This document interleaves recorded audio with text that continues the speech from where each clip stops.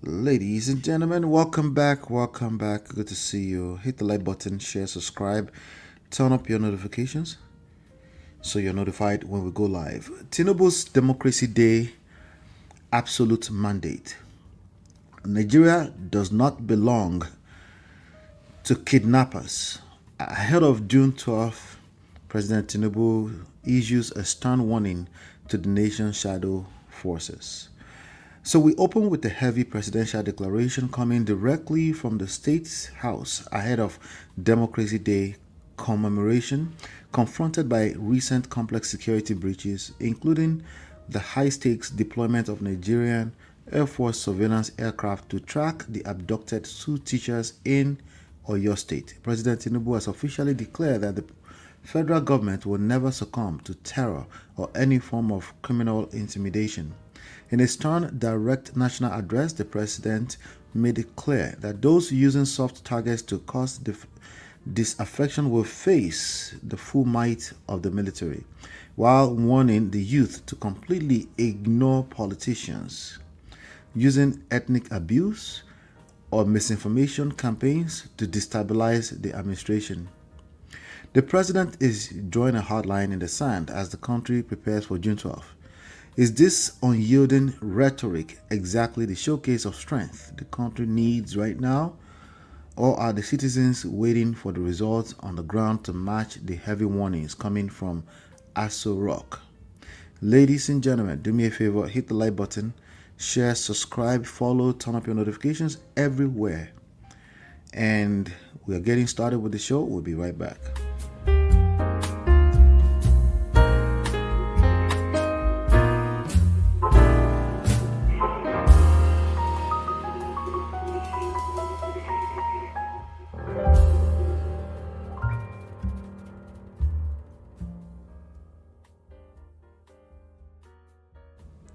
All right, so welcome back, Chief. So, is this unyielding rhetoric exactly the showcase of strength the country needs right now, or are the citizens waiting for the result on the ground to match the heavy warnings coming from Aso Rock? Can we take this seriously? The sharp edge is yours.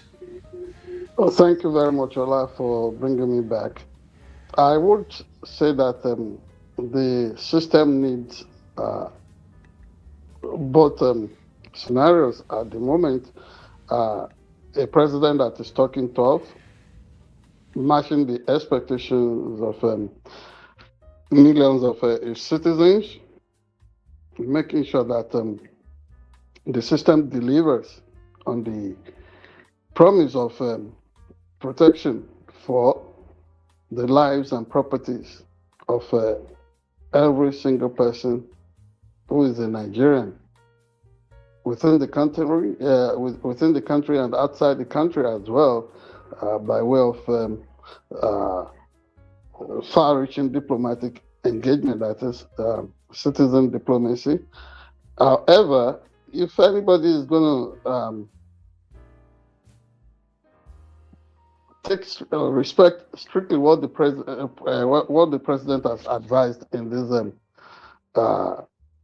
statement.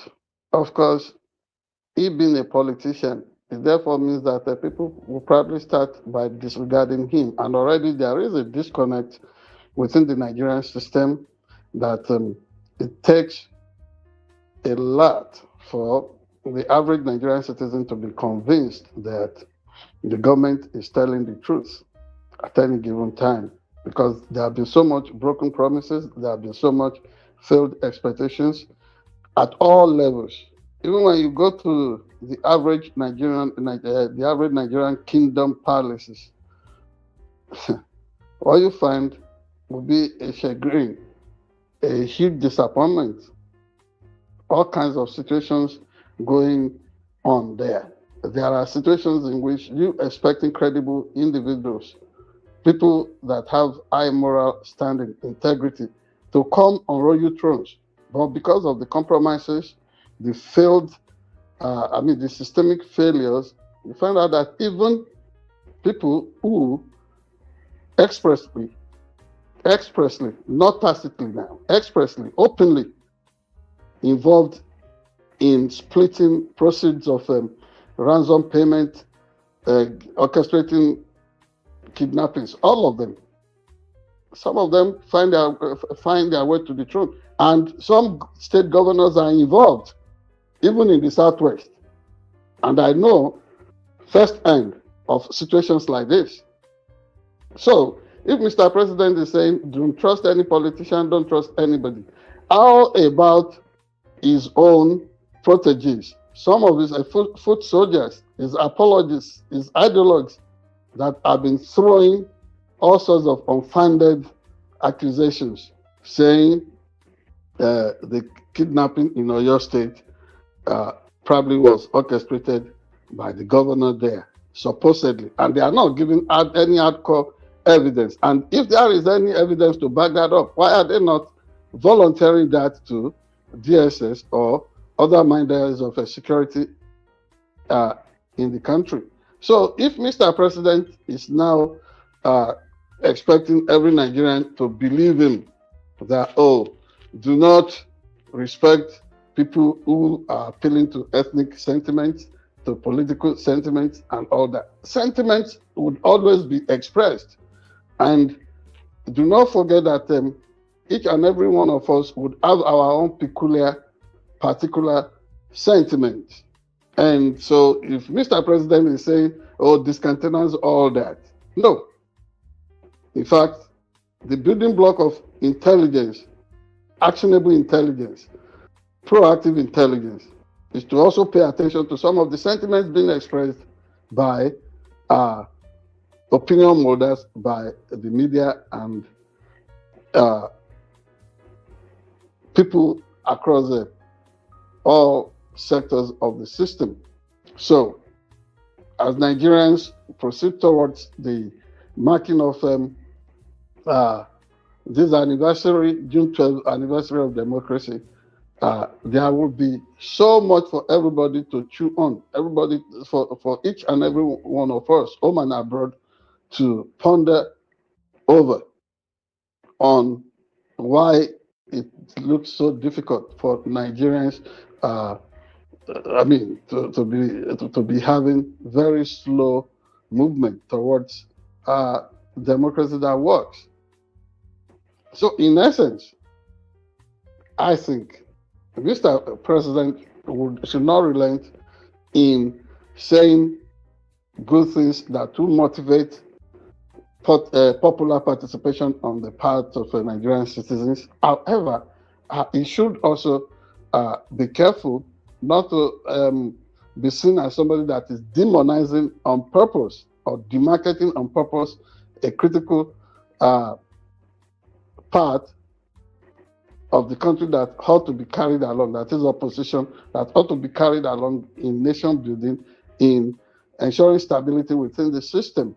Because when critically scrutinized, the government has to be careful that it's not caught napping, making sure that all the T's are crossed and the I's are properly dotted, meaning that attention must be paid to details on what would bring insurgency and insecurity to appreciable level within the system, something that would lower the heightening of tension within the system.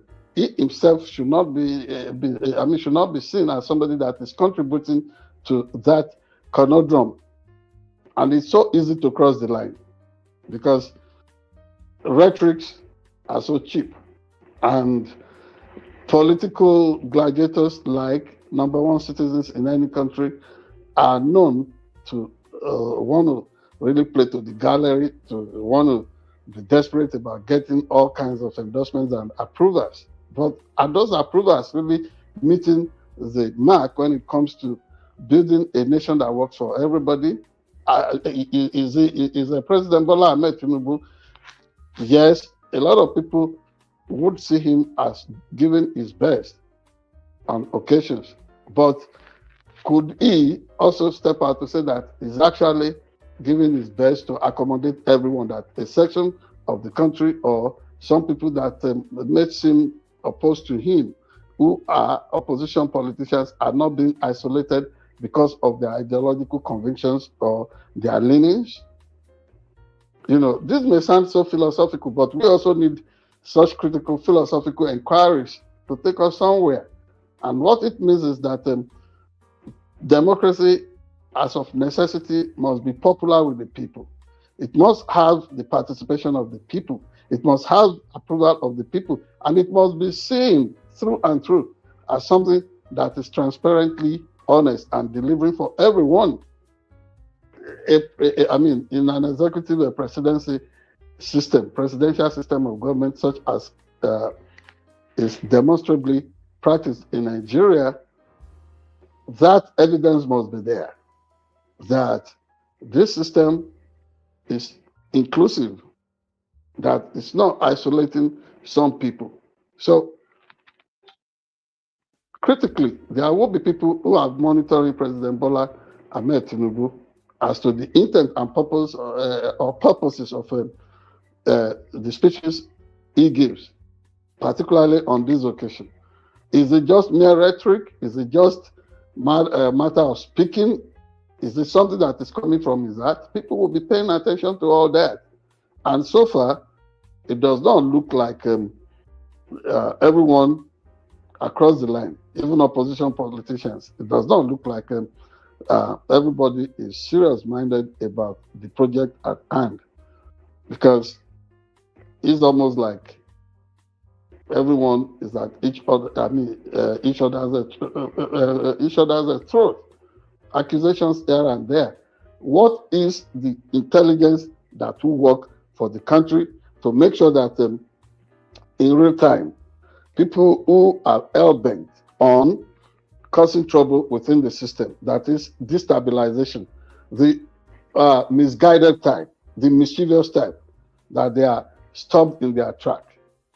What measurable realities do we have to show that somebody is not deliberately sabotaging Nigeria? All these things must be considered. They must be weighed carefully, and then the conclusions carefully drawn so that the country can make progress. That's my thought on the projections of and the demands and the charge from President Bola Ahmed Tinubu on the occasion of Nigeria's democracy anniversary and 3 years into his administration anyway. Thank you. Thank you for that one, sir. So, ladies and gentlemen, hit the like button, share, subscribe, turn up your notifications so you're notified when we go live. Let us know what you think about that analysis. And we have some other trendy stories around the world, and we'll be right back.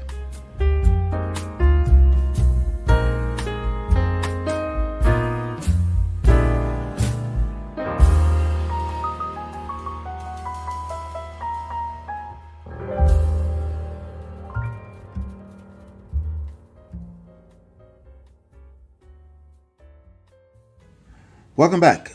Peter Obi's shocking no tribe for crime stance. A thief is a thief.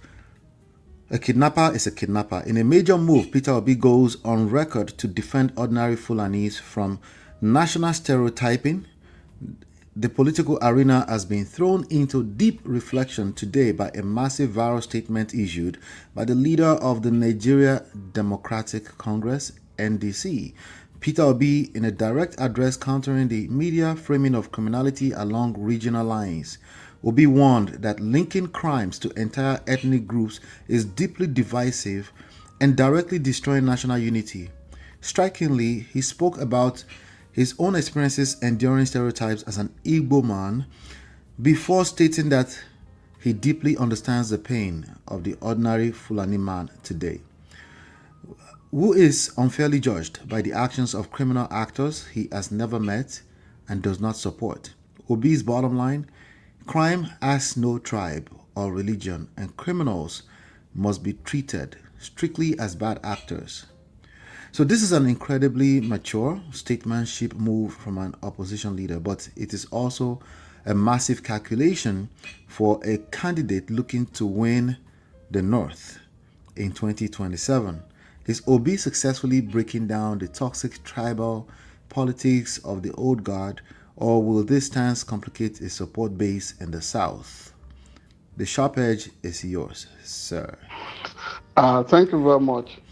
I do not see this kind of responsible, responsive, and timely statement from Peter Obi uh, contradicting anything about his southern political base, particularly uh, amongst the youths that are actively rooting for him and another presidential hopeful, Omoyele Sowore, at the moment.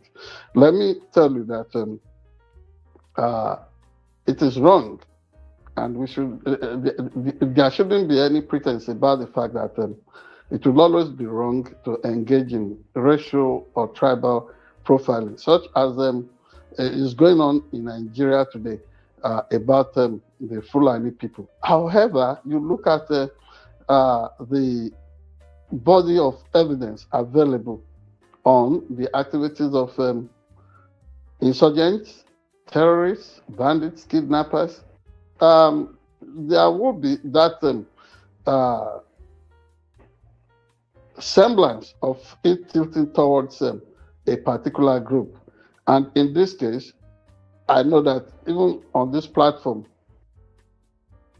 at one point, at some point, we did advise that leaders of the Fulani nation, the Fulani tribe in Nigeria, should do everything to educate their folks about the danger of any of them being associated with the spike in violence, particularly the type arising from confrontation with indigenous indigenous citizens and settlers and nomadic or migrant herdsmen moving all over Nigeria and being associated with all kinds of bloodletting and ransom payments arising from kidnapping crimes.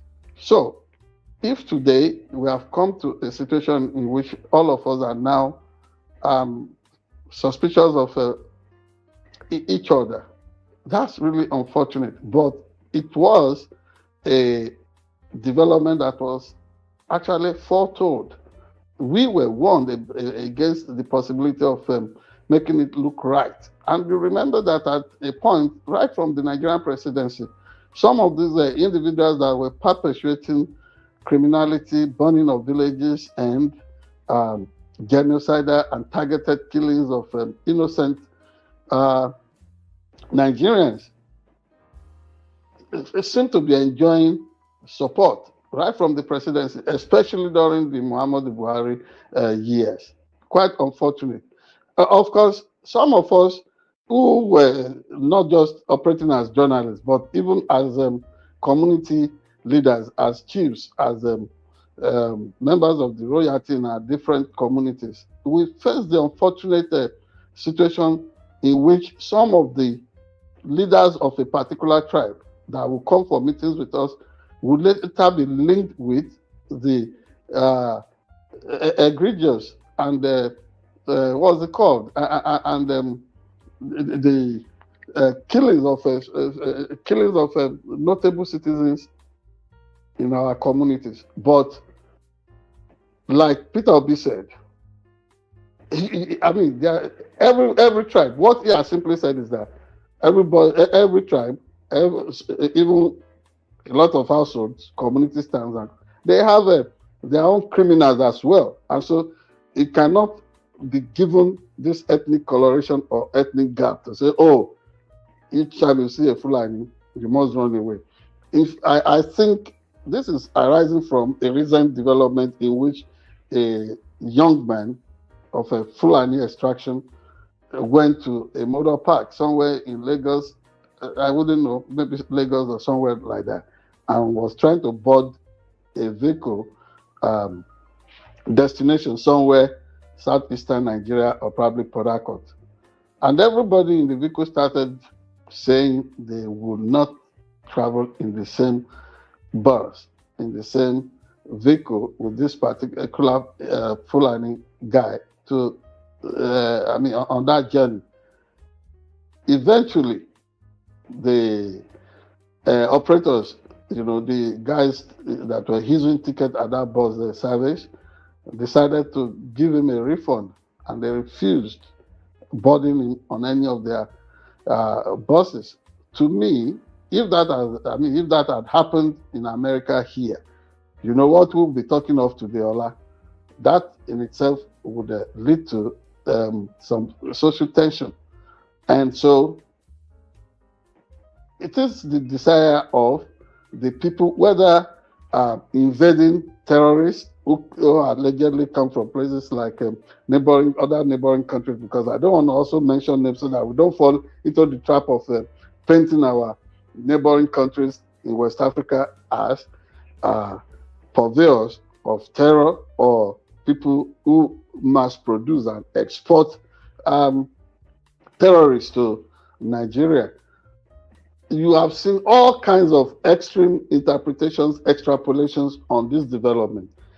The thing to do is to make sure that every crime or every criminal has a name. And that is why we all answer to our peculiar names. Every criminal must answer to his or her name. And if it's coming from a tribe or a given village or neighborhood, let that be reflected, instead of just doing this condemnation or lumping together of an entire nation, tribe, ethnicity, in the name of trying to expose or unmask the criminals amongst all of us. People have done so many things, and it does not matter whether they are turbaned or they wear that collar around their neck. That is, they could be pastor, they could be imam. It does not also matter whether you see them as adherents of a traditional beliefs. The truth of the matter is that a human being is a human being, and when the public is not watching, what are we doing in our private recesses? What are we doing within our given space? And what is the account of stewardship we can give? So we go back to the basic building block of any society: mutual respectability, making sure that bands and norms are respected, and we are not pushing too far, and thinking that the system will protect us or have a sense of entitlement, a kind of hegemonic that is I'm untouchable, I'm born to rule attitude, and so I can perpetrate crime and get away with it. And then at all levels, you find people condoning this. You find people condoning this. And it's so easy for people now to want to deliver jungle justice. I think this is what this touches on. Lynching culture, mob action, and all that. This time does not call for it. If we begin to embrace such attitudes, such conducts, then we would be given the opportunity for the people who really want to destroy the society, who really want to destroy civilization, modern civilization as we know it. We will be giving them that opportunity to gloat. We will be giving them that opportunity to want to say that, oh, they are really scoring a huge point, undermining the progress or survival of the country, whether it's Nigeria or America, anywhere, South Africa, where you find them, all kinds of phobia, xenophobia, and even government tacitly endorsing citizens who would want to take laws into their hands. This moment does not call for that. What it calls for is to really give support to those who are charged, the security apparatus in any given country, so that they can do the job of effective policing, apprehending prospective criminals or suspects, and making sure that crime rate drops. whether it is terrorism, kidnapping, whatever. As a citizen, if you see somebody that is behaving in an erratic way or in a fashion that suggests that, oh, this person may have the tendency to want to wreak havoc, alert the people that are charged with enforcing the law. Don't take laws into your hands. And if you don't do that, we would have reduced the possibility of painting some people or profiling some people the wrong way. That is the much that I want to volunteer. That's the little opinion I have on this matter concerning Peter Obi, and making sure that we do not begin to put the garb or the veil or the toga of of crime or crime identity on people because of their ethnic background or extraction. Thank you very much. Thank you so much for that, ladies and gentlemen. Hit the like button, share, subscribe, turn up your notifications so you're notified when we go live. We do have some other trendy stories around the world, and we'll be right back.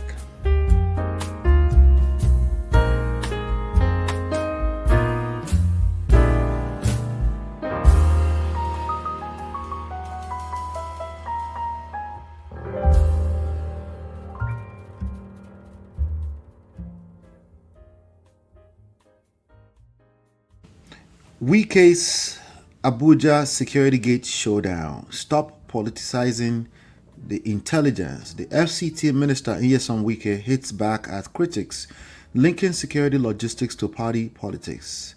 So we conclude with the raw administrative warfare taking over the Federal Capital Territory as security operations intensify around the border corridors of Abuja. FCT Minister Nyesom Wike has delivered a blistering warning to political actors attempting to play games with national safety. Wike declared that the security logistics must never be politicized, blasting opposition critics who are trying to link operational security frameworks and local intelligence gatherings to the ongoing 2027 party alignment. This comes amid intense friction between its machinery and the Turaki PDP faction, which is currently protesting institutional access lines.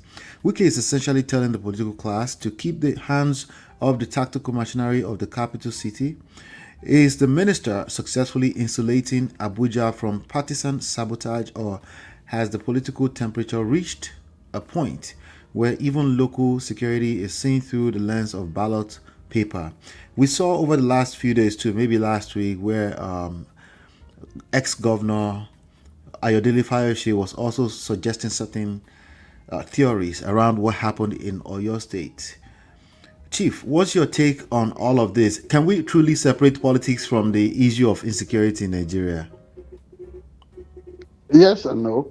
But if anybody is going to advise, I mean, it's going to give the kind of advice that has just been volunteered, uncoerced from FCT Minister Mr. Nyesom Wike. It will not be Wike himself, because he's one of the worst guilty individuals and political gladiators in Nigeria that are politicizing the issues of national security and the unfortunate worsening situation, kidnappings and terrorism across the country. And like you rightly mentioned, I think a younger brother of Mr. Ayodele Fayose, because he likes addressing himself with his full names, Mr. Peter Ayodele Fayose Oshokomole, the former governor of Ekiti State. His younger brother had to caution him that if he had nothing reasonable, nothing logical, nothing tangible to say about the crisis of kidnappings in what's it called, your state, such that more than 40 students and their teachers have been kept. Some have been in what's it called, the kidnappers den in the last 2.5 weeks or thereabout. That it should just shut up, and that would tell you the seriousness of the matters we are dealing with at the moment. Mr. Yeson Wike, in his particular, in his own case, in a particular fashion, and which is almost becoming his proud emblem, came out to say that, oh, now teachers have been kidnapped in Oyo State. Protests are everywhere. But that teachers have been kidnapped in FCT before, no such protests, and that so when it will be FCT's turn, that is when teachers are again kidnapped in the FCT, everybody should come out for the protest. Who reasons like that?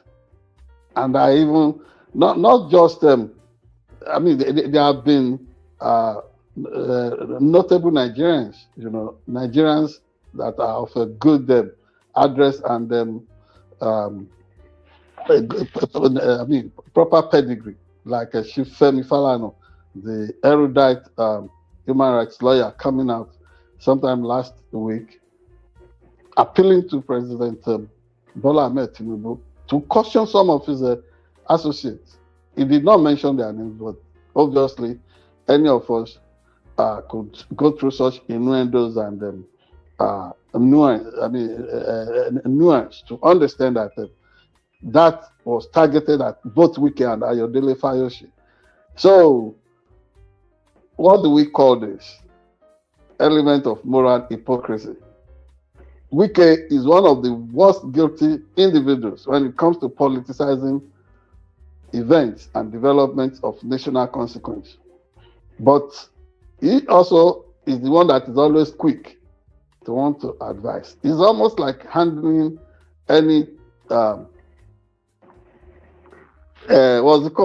any totem of worship, whether you're talking of the Holy Bible, the Holy Quran, or other symbols, through sacred symbols through which people claim to communicate with God.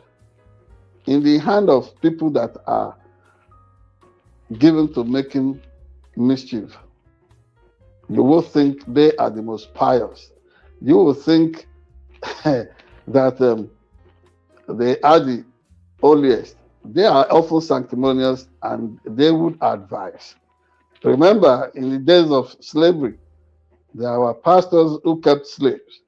There were imams who had their slave pins. And then you saw all kinds of people who instead should have been respected repositories for the consciousness and culture and tradition of their people, contradicting themselves in a morally afflicted way. And they would again be the one saying, oh, God is for all of us. Yet they have reduced their people to slaves. And there would always be consequences for things like that. So if, I see Yeson Wike as not just being a politician or a minister. To somebody, he remains a good husband. For example, this last weekend when he was giving a speech at the convocation ceremony, the commencement ceremony of the University of Port Harcourt, his wife, a judge that has just been promoted to the Court of Appeal, came out to help to clean, to dry the sweat that was already streaming down his head and his face. And then everybody started trending her as the weekend MVP and what have you.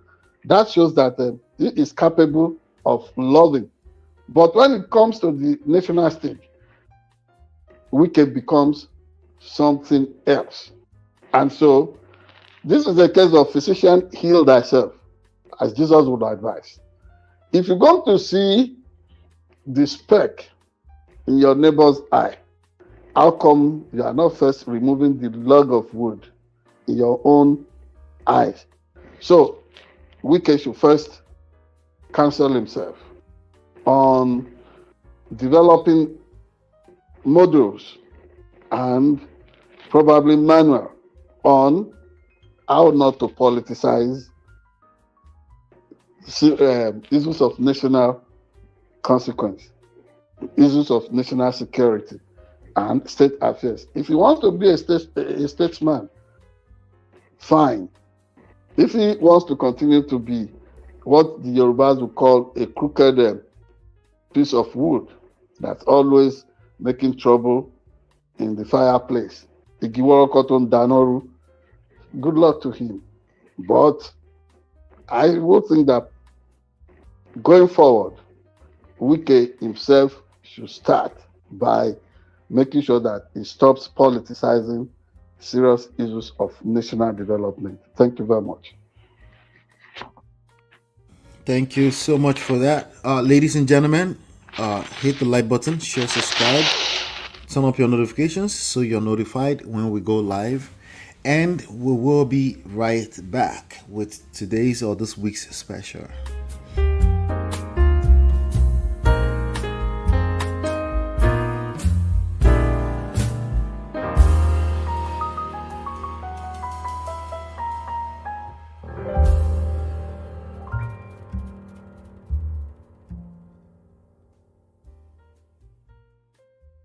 All right, starting this week's special, let's listen to this real quick and then we'll take it from there.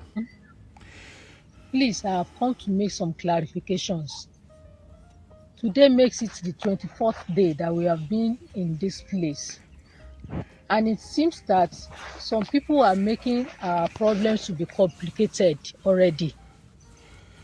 We were shown some print media where it was stated that these people that abducted us requested for release of some people.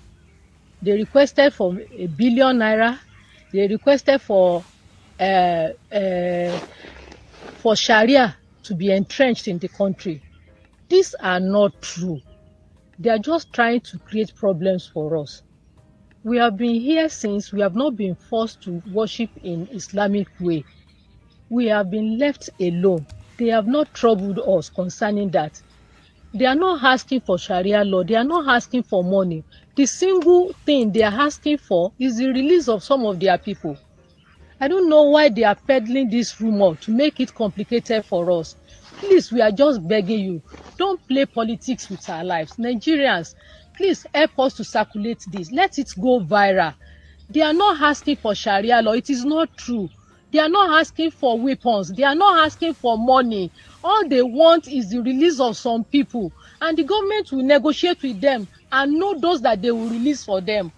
I don't know why they are playing politics with our life. Please, Nigerians, our lives are in your hand. Help us make this go viral. Don't let the government deceive the whole world. They are not asking for Sharia. They are not asking for money. They are not asking for weapons. All they want is release of some of their people. Please, let everybody know about it. Ẹ dákun, lórí ọ̀rọ̀ wa náà ni mo tún wá sí. Òní ló di ọjọ́ 24 tá ti wà níbí. Ṣùgbọ́n tí wọ́n fi hàn wá ní orí social media ni pé wọ́n níjọba sọ wípé kí wọ́n máa ṣe Sharia law ní Nàìjíríà, kí wọ́n fún àwọn ní mọ́tò Hilux, kí wọ́n fún àwọn ní ₦1 billion, kí wọ́n sì release àwọn èèyàn àwọn làwọn tó fi wálẹ̀. Irọ́ ni, kò sóòótọ́ níbẹ̀ o. Wọ́n kàn fẹ́ sọ ọ̀rọ̀ yìí di ńlá fún wa ni, wọ́n fẹ́ fẹ̀mí wa ta wọ́n gé ni o. Ẹ dákun ẹ ṣàánú wa, ẹ bá wa jẹ́ kí gbogbo èèyàn mọ̀. Ohun kan ṣoṣo tí wọ́n béèrè fún òun náà ni kí wọ́n fi àwọn èèyàn wọn kan sílẹ̀. Anyway, so under this particular comment on this post I just played for you, sir, somebody said one cloth for 24 days. God, those children. Somebody said terrorists are releasing videos every day now in Nigeria and the DSS cannot trace them. Okay, now somebody said same cloth. Somebody said 24 days. That ex-minister was barely 72 hours. I think you mentioned that earlier on. When will these people get their freedom? Say no to insecurity. Now, on the other side, sir, there's another post that I'm looking at through Instablog Nigeria where A lady, a married woman who faked a 50 million naira kidnap, arrested in hotel with lover in Delta State. So people are also weaponizing the rampantness, I don't know if that's an English word, of this crisis against themselves to also what's the English word, to extort their own people. That's what we're seeing going on. Ladies and gentlemen, it's time for our final segment of the hour. Let's welcome back the publisher, editor-in-chief, and High Chief Oladimeji Abitogun for our concluding dialogue. What's your take on all of this, sir? You can see a poster of her doing a poster. It said, "Kidnap, please help us bring our mother home," but she was caught in a hotel room with Thank you very much, Ola. Yeah. That shows to you, that demonstrates to all of us the complexity of humanity. That is, you see, you can domesticate an animal. You can train an animal to the extent that you will give instructions, particularly dogs. They would listen to you. Human beings are not like that. Now, I was cautioning about the speech given by President Bola Ahmed Tinubu on citizens not allowing themselves to be played around, to be manipulated by politicians. And I said that in itself must start with him, making sure that from his conscience, he too is not trying to play the citizens, that is being honest. Now, what do you say about this video that has just surfaced from the den of the terrorists? I hate to think that the lady that has been used as a bait in voicing or launching this appeal is not demonstrating what I would view as a Stockholm syndrome. That is, of course, Ola, you know what Stockholm syndrome is. You take where the victims start to empathize with their the perpetrators. With the predator or with the violator. Yeah, I mean, it's almost like taking a chicken, remove all the feather. Initially, that chicken was groaning, "Let me go, let me go," and you hold on to it, and then you remove all the feathers, and this chicken is calm because you have brought out a bottle of grain, and you pour it on the floor. The chicken is so gentle, no single feather on this chicken anymore, but he's so grateful and looking at that tormentor as if is the redeemer or the savior. Now, this issue that this lady in captivity, this individual, what she has highlighted, could it be the truth? Could that be the truth? Because that is the age-old question. There was that exchange between Jesus Christ and the Pontius Pilate, when Jesus said, if you had known the truth, and you probably would not have done this or that. And Pontius Pilate got curious. "Oh, you know something about the truth? Tell me the truth." So what is the truth in this situation here? The Nigerian government must tell us the truth, particularly the official of Oyo State administration that said the terrorists had asked for the system of Sharia in that domain, that they wanted elox, catch of what's it called, ammunition and weapons, 1 billion naira, etc., etc. Now, this lady in captivity is even saying that they are not being coerced into worshiping against their conscience, that nobody is telling them to convert to Islam otherwise. So what is the truth here? This is why I said this is a moment where the health or the mental health of the average individual in the world that we live in becomes so paramount. All kind of disinformation, misinformation, people would want to codify it as something that the law does not permit. Don't give wrong information. But the long-term consequence on the mental stability of our people. Already, there are statistics showing that 75% of Nigerians are not mentally okay anymore. Are we going to continue to aggravate the situation? I think the truth must be pursued.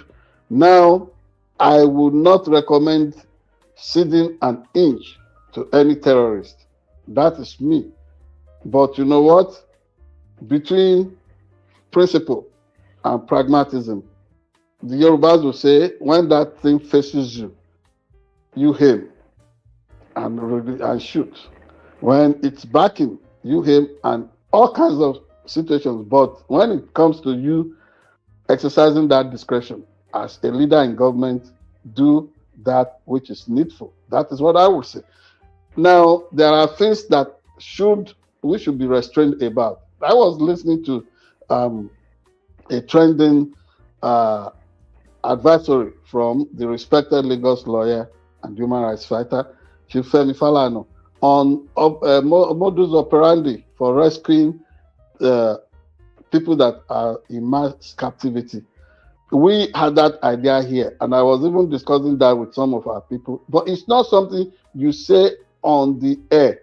You need to volunteer such information, signify, let the officials of DSS, DMI, or international community, CIA, FBI, let them get in touch with you, and you tell them, you give that advice. By outing such information, we make it complicated for security operatives to successfully rescue people in captivity. I would not say more than that on that topic. Now, when we are talking of how it's becoming convoluted and complicated, the complexity of ensuring that democracy survives, not just in Nigeria, in the United States and all over the world.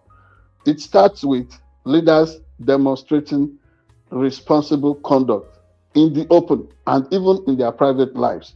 Why do I say this?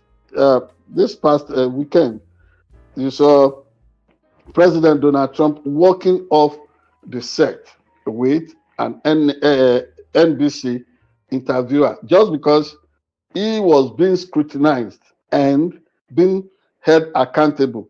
One, not just on the issue of so-called $1.8 billion possible settlement for people that were already pronounced guilty for the January 6th insurrection in 2020, Washington, D.C. That why would they want to compensate them and all that? Even when it's been stonewalled by the Congress that payment cannot be legitimate, even while the Department of Justice had said that they will stand it down for now. And then if another opportunity offered itself that, Mr. Donald Trump, you are alleging the rigging of election results in California because you're saying, oh, it's taking almost 4 days for them to count, and that they are still counting, that they are just rigging. And the reporters, the journalists said, provide evidence, provide proof that these things you're always making all these white claims. And then he got angry, rained invectives on the interviewer. I've always said this. Mr. Donald Trump is not just demarketing and destroying the institution of journalism in America. He is also spreading the contagion all over the world. Now it becomes so excusable and so cheap for the average Nigerian leader or politician or anywhere in any of the banana republics in the world to just insult any journalist and walk away and just say trash, which is why an APC apologist in Nigeria will come on Nigerian national television to allege that each time Nigerian journalists are reporting about issues of insurgency and kidnapping and banditry and terrorism, they celebrate. Such arrant nonsense.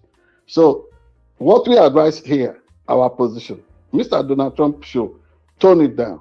Should understand that supposedly he should be the leader of the free world.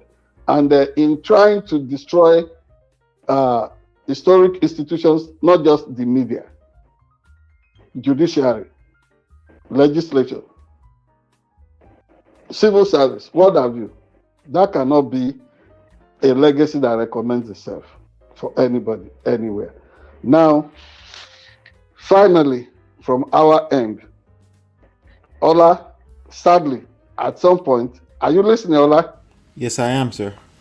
We may come to a situation in which I will resign my position as an I chief.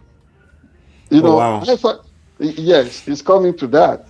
So much corruption, particularly from the government of Ondo State in Nigeria, particularly Governor Lucky Orimiso Ayedatiwa.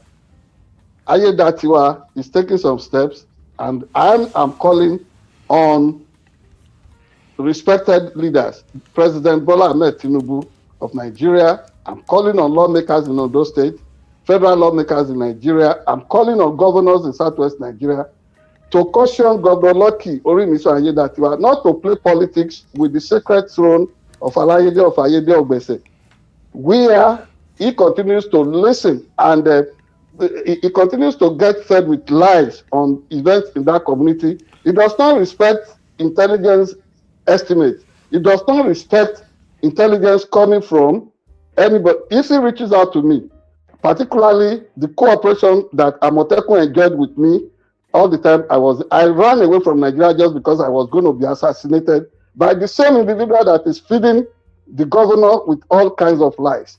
They want me to endorse corruption and fraud. I would never do that. That is not the way we operate in Abitogun family. I have never been paid as a Odokwetu of Ayede Ogbese. I don't get any money from their government, and I'm not in any way beholden to them, even if they pay me. This is about the cause of truth and righteousness. If they cannot uphold that, in the minimum, they should keep their whatever they say. And after all, it took a painstaking number of years for the Kabiyesi that made me an Odokwetu, the king that made me Odokwetu. It took him about 4 years to convince me to become a chief. And he said he saw some things in me: integrity, honor, and not compromising on constitutionality. And first, as Oladimeji Abitogun, two, as a journalist, what would they expect me to do?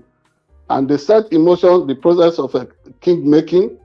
In the middle of it, they are changing. And already, people who have been benefiting from ransom payment in Ayede Ogbese, people who have been collaborating with kidnappers, people who have been, and commissioners have been going to Ayede Ogbese to take land, being bribed with land that belongs to that kingdom, not recurring to the Council of Chiefs, not wanting the opinion of the generality of Ayede Ogbese people and the royal family.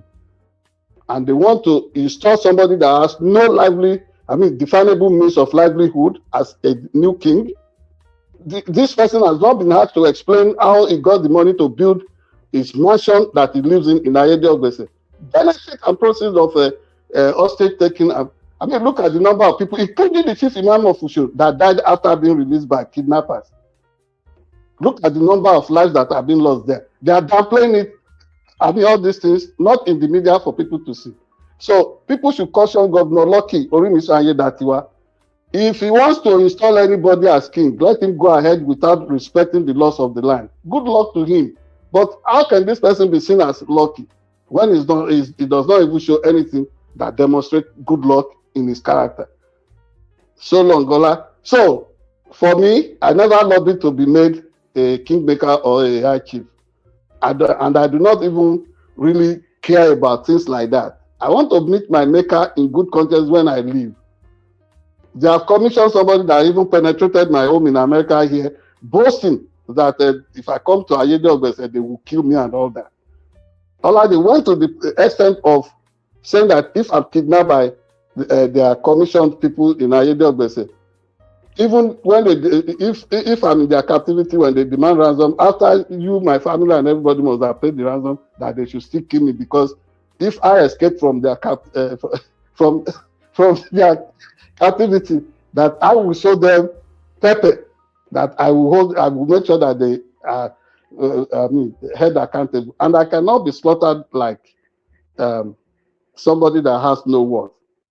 That is why I remain here. And I'm enjoying my time with you, with everything we are doing.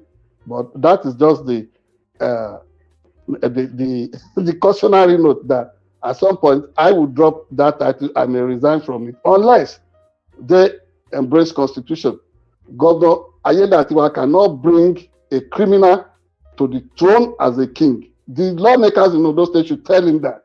And they should allow the DSS to do dispassionate investigation. Already the imbecile is jumping all over the place that whether anybody wants him or not, whether the kingmakers endorse him or not, or whether the royal family wants him or not, that is already king that it will be announced by Governor Lucky Orimiso Ayedatiwa in the next 1 week or two. What a shame. Igbos will say Tofiakpa, Yorubas will say Ewo, and in Arabic or the in northern Nigeria, they will say Aram. This is really sacrilegious. God bless us. All right, ladies and gentlemen, another one in the back. Do us a favor, please. You're watching Sharp Edge News TV. Hit the like button, share, subscribe, turn up your notifications so you're notified when we go live. Hopefully, you've been enlightened, educated. We'll see you on the next one. Take care and God bless. Peace.